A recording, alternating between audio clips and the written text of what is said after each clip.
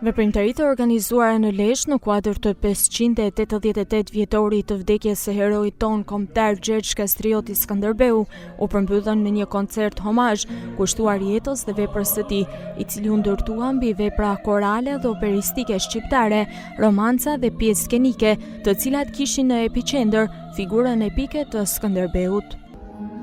Errësirë, paqëndzirë, kuj e rëmuj nga troja gjërë në kruj. Shfaqja u hap me një moment dramatik dhe simbolik, skena e vdekjes së Skënderbeut, ku fjala e artistit Xhevat Limani dhe interpretimi i Era Hoxhës përcollën mesazhin se vetëm duke vlerësuar të kaluarën mund të ndërtojmë një të ardhme të ndritur. Gjatë punës 9 vjeçare, duke se ndërtuar krye personazhin e mbretit, hasa në shumë të dhëna. Nuk ka nevojë dikush as në Greqi dhe as në Romë.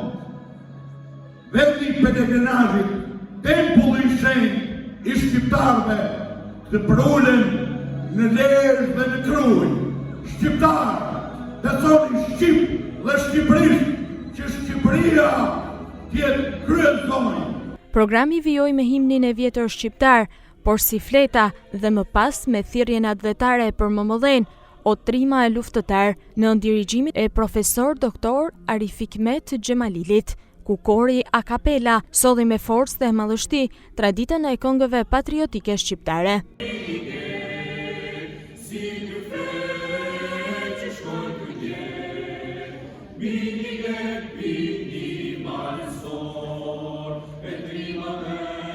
Një nga momentet më prekse të mbrëmjes ishte kënga Arbëreshe, Kja një trima, interpretuar nga artistja lezhjane Anjeza Qose, e shoqëruar nga violin dhe piano, duke i dhënë veprës një ndjeshmëri të veçantë artistike.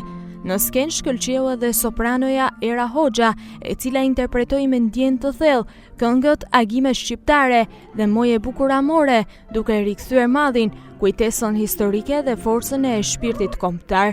Një moment i veçantë i koncertit ishte edhe prania maestros Zhani Ciko, i cili u bashkua me korin a cappella, duke i dhënë mbrëmjes një dimension të lartë profesional dhe artistik.